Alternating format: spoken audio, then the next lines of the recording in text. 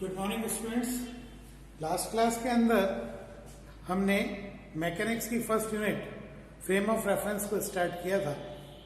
देखिए, किसी भी इवेंट को बताने के लिए, किसी पार्टिकल के मोशन को बताने के लिए हमें एक रेफरेंस फ्रेम की जरूरत होती है।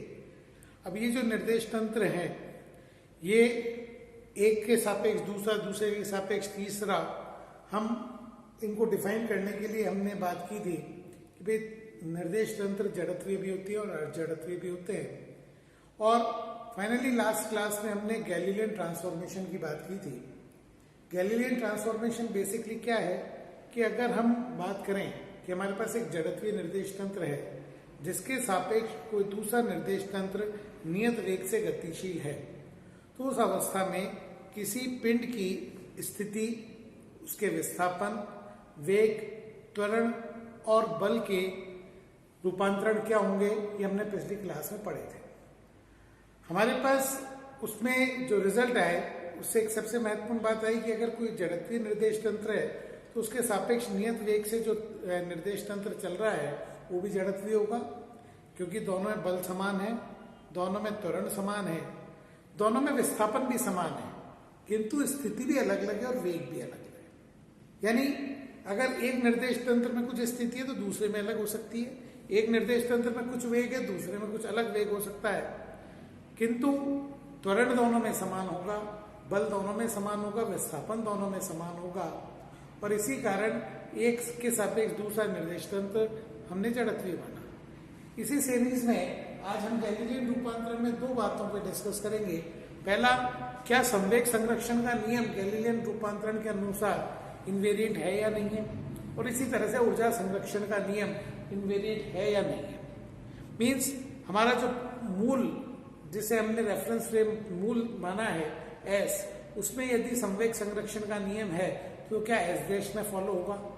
अगर एस में ऊर्जा संरक्षण के नियम का पालन हो रहा है तो क्या एस डैश में होगा। इसको आज हम डिस्कस करेंगे। तो देखिए, एक बात बिल्कुल स्पष्ट है, ये हमने यहाँ पर वेग के रूपांतरण लिखे हैं। हमने बिल्कुल स्पष्ट देखा था कि पहले निकाय से दूसरे निकाय में वेग में परिवर्तन होता है, और जब वेग में परिवर्तन होगा यानी संवेग में परिवर्तन होगा, किंतु संवेग संरक्षण के नियम में परिवर्तन नहीं होगा। इसको हम यहाँ प्रूव करना चाहते हैं। इस पॉइंट ऑफ व्यू से अगर मान लीजिए, अगर एस निकाय के अंदर एक कण है जिसका द्रव्यमान m1 है और दूसरा का द्रव्यमान m2 है। अगर m1 का प्रारंभिक वेग u1 है, टक्कर के बाद वेग v1 है, टक्कर के पूर्व m2 का वेग u2 है और टक्कर के बाद वेग v2 है, तो उस अवस्था में इनके रूपांतरण हमने u डैश में कर लिए। ये डैश हमें s डैश फ्रेम में इनके वेग बता रहा है, यानी प्रथम कण के टक्कर के पूर्व का वेग u1 डैश है, टक्कर के बाद v1 डैश है, m2 का टक्कर के पूर्व u2 डैश है और टक्कर के बाद v2 डैश है। हमने वहां पर मूलतः u1 डैश को लिखा था u1 माइनस v, लेकिन हम यहाँ पर u1, u2, u3, u4 को u1 डैश की टर्म में लिख रहे हैं। तो संवेग संरक्षण के नियम का पालन होगा या नहीं होगा। तो देखिए, हमने किया है कि प्रथम निकाय या जो हमारा मूल निर्देश तंत्र है उसमें संवेग संरक्षण का नियम है, अर्थात m1u1 plus m2u2 is equal to m1v1 plus m2v2। ये सेटिस्फाई हो रहा है। अगर ये सेटिस्फाई हो रहा है तो इन समीकरणों से मैं मान यहाँ पर रख देता हूँ। तो अब देखें, जैसे u1 की जगह मैं लिखूंगा u1 dash plus v plus m2, u2 dash plus v is equal to m1 v1 dash plus v plus m2 v2 dash plus v। मूलतः हमने वेग के प्रथम निकाय में लेके चले, प्रथम निकाय के वेगों में को द्वितीय निकाय के वेग और जिस नियत वेग से रेफरेंस फ्रेम चल रहा है उसके टर्म्स में लिख दिया। जब मैं इसको एक्सपेंड करूंगा तो देखिए मेरे पास आएगा m1u1 dash plus m1v plus m2u2 dash plus m2v is equal to m1v1 dash plus m1v plus m2v2 dash plus m2v। अब हमारे पास लेफ्ट हैंड साइड में 4 टर्म है, राइट हैंड साइड में 4 टर्म है, बट ये देखें m1v और m1v ये हमारे कैंसिल हो जाएंगे। लेफ्ट हैंड साइड में भी m1 कैपिटल V आ रहा है, राइट हैंड साइड में भी आ रहा है। इसी तरह से m2v और m2v भी हमारे कैंसिल हो जाएंगे, यानी 4 पदों में से 2 पद कैंसिल हो गए और बाकी मेरे पास बच गया m1u1 dash plus m2u2 dash plus m1v1 dash plus m2v2 dash. अब देखिए ये हमारे द्वितीय निकाय में संवेग संरक्षण के नियम को बताता है। मीन्स प्रथम निकाय में संवेग संरक्षण का नियम का पालन हो रहा है तो द्वितीय निकाय में भी संवेग संरक्षण के नियम का पालन होगा। तो हम ये कह सकते हैं कि गैलीलियन रूपांतरण के हिसाब से एक निकाय से दूसरे निकाय में जाने पर अगर हम इस रूपांतरण की बात कर रहे हैं तो प्रथम निकाय के सापेक्ष जो दूसरा निकाय नियत वेग से चल रहा है उसके अंदर कण के वेग में तो परिवर्तन हो रहा है किंतु संवेग संरक्षण का नियम निश्चर है, यानी दोनों के अंदर उसका पालन हो रहा है। मीन्स गैलीलियन ट्रांसफॉर्मेशन में संवेग संरक्षण के नियम का पालन होता है। प्रथम निकाय में पालन हो रहा है तो दूसरे में भी होगा, यद्यपि वेग में परिवर्तन हुआ है। इसी श्रृंखला में अब हम बात करते हैं ऊर्जा संरक्षण के नियम का। तो ऊर्जा संरक्षण के नियम की बात करें कि अगर मान लीजिए प्रथम निकाय ऐसा है जिसके अंदर ऊर्जा संरक्षण के नियम का पालन हो रहा है, यानी गतिज ऊर्जा के संरक्षण के नियम का पालन हो रहा है, तो half m1u1 square plus half m2u2 square will be equal to half m1v1 square plus half m2v2 square. Means हमने वही ऊर्जा संरक्षण का नियम प्रथम निकाय में लिख दिया। हम मान रहे हैं कि प्रथम निकाय में ये कोलिजन इलास्टिक है, यानी ऊर्जा संरक्षण के नियम का पालन हो रहा है। हमने प्रथम निकाय के अंदर ऊर्जा संरक्षण का नियम लिख दिया। चूंकि m1 और m2 तो इनवेरिएंट है, बट u1 u2 को हम दूसरे निकाय के टर्म में इन समीकरणों से लिखते हैं तो मेरे पास आ जाएगा हाफ m1 u1 की जगह आ जाएगा u1 डैश प्लस v। ध्यान रखिए वेक्टर टर्म्स है, मैंने वेक्टर नहीं लगाया है। Half m2 u2 dash plus v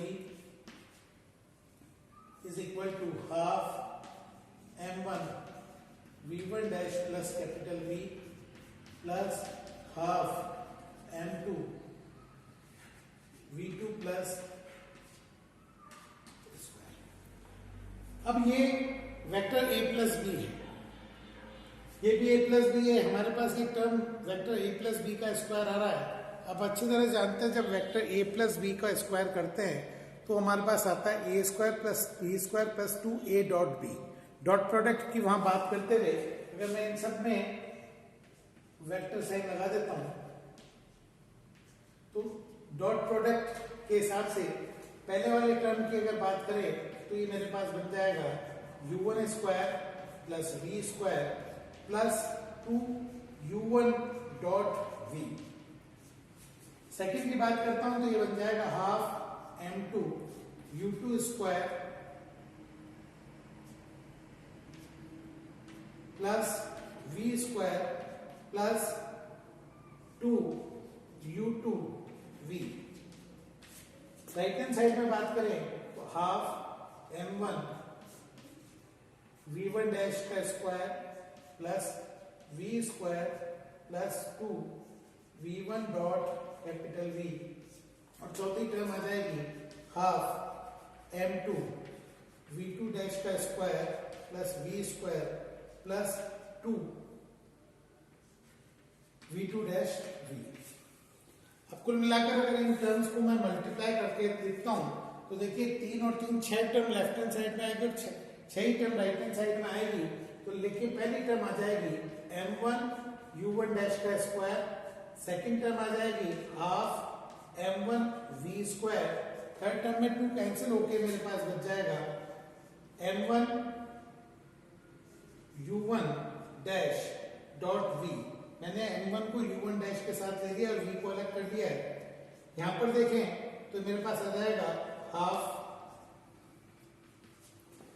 m2 u2 square plus half m2 v2 square plus m2 u2 dot v।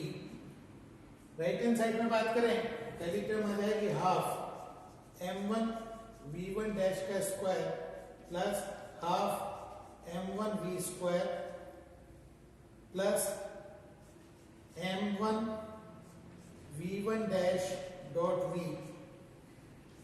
बाकी तीन टर्म में रह गया उनको लिखता हूं हाफ m2 v2 डैश का square plus half m2 v square plus m2 v2 dash dot v। अब यहां पर देखें लेफ्ट हैंड साइड में मेरे पास 6 टर्म है, राइट हैंड साइड में 6 टर्म है। सबसे पहले आप देखिए ये हाफ m1 v1 स्क्वायर इस हाफ m1 v1 स्क्वायर से कैंसिल हो रहा है और ये हमने कैंसिल कर दी। इसी तरह से मेरे पास जो है टर्म आ रही है हाफ m2 v2 स्क्वायर, ये हाफ m2 v2 स्क्वायर से कैंसिल हो गया। यानी लेफ्ट हैंड साइड की 6 टर्म में से 2 टर्म राइट हैंड साइड की 2 टर्म से कैंसिल हो गई। लेकिन अभी भी लेफ्ट हैंड साइड में 4 टर्म बाकी है और राइट हैंड साइड में भी 4 टर्म बाकी है, जिसको मैं रीअरेंज करके लिखता हूं। तो देखिए half m1 u1 dash square plus half m2 u2 dash square, ये 2 टर्म तो मैंने सीधी ले ली। बाकी 2 टर्म में डॉट प्रोडक्ट आ रहा है, दोनों का डॉट प्रोडक्ट v के साथ है, इसलिए मैंने इसको लिख लिया m1 u1 dash plus m2 u2 dash और इनका डॉट प्रोडक्ट आ रहा है v के साथ। In the similar way right hand side में बात करता हूं तो 2 टर्म मैंने लिख दी half m1 v1 dash square plus half m2 v2 dash square और बाकी दोनों टर्म को मैं एक साथ लिखता हूं तो आ जाएगा m1 v1 dash plus m2 v2 dash dot v। आप देखिए इन दोनों टर्म को देखिए, ये संवेग संरक्षण का नियम है। अभी हमने यहाँ पर लिखा था कि द्वितीय निकाय में m1 u1 dash plus m2 u2 dash is equal to m1 v1 dash plus m2 v2 dash, यानी ये टर्म और ये टर्म दोनों आपस में कैंसिल आउट हो जाएगी और मेरे पास फाइनल रिजल्ट आ जाएगा half m1 u1 square plus half m2 u2 dash square is equal to half m1 v1 dash square plus half m2 v2 dash square. It's mean जब प्रथम निकाय के अंदर ऊर्जा संरक्षण के नियम का पालन हो रहा है तो द्वितीय निकाय में भी ऊर्जा संरक्षण के नियम का पालन होता है।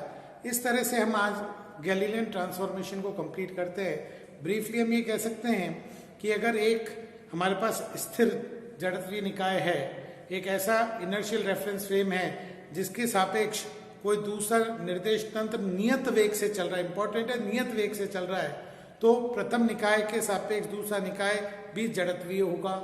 दूसरी बात, प्रथम निकाय से दूसरे निकाय के अंदर कोऑर्डिनेट्स ट्रांसफॉर्म होंगे, यानी स्थिति का ट्रांसफॉर्मेशन होगा, वेग का भी ट्रांसफॉर्मेशन होगा, यानी दोनों में स्थिति और वेग अलग अलग होंगे। किंतु इसका मतलब संवेग भी परिवर्तित होगा, किंतु विस्थापन, त्वरण, बल में कोई चेंज नहीं होगा, यानी इनका इनवेरियंस होगा। साथ ही संवेग संरक्षण के नियम का दोनों में पालन होगा। और अगर मूल निकाय में ऊर्जा संरक्षण के नियम का पालन है तो जो एस डैश है उसमें भी ऊर्जा संरक्षण के नियम का पालन होगा। ये हमने कुछ पोर्शन आज किया है। यहाँ पर आके गैलीलियन ट्रांसफॉर्मेशन का स्टेप्स कंप्लीट होते हैं। कल हम जो नेक्स्ट क्लास आएगी उसके अंदर रोटेशनल जो रेफरेंस फ्रेम है, यानी एक हमारा फ्रेम स्थिर है, उसके सापेक्ष अगर कोई दूसरा निर्देश तंत्र नियत कोणीय वेग से अगर घूम रहा है, घूर्णन कर रहा है, तो वहां ट्रांसफॉर्मेशन को डिस्कस करेंगे। Thank you.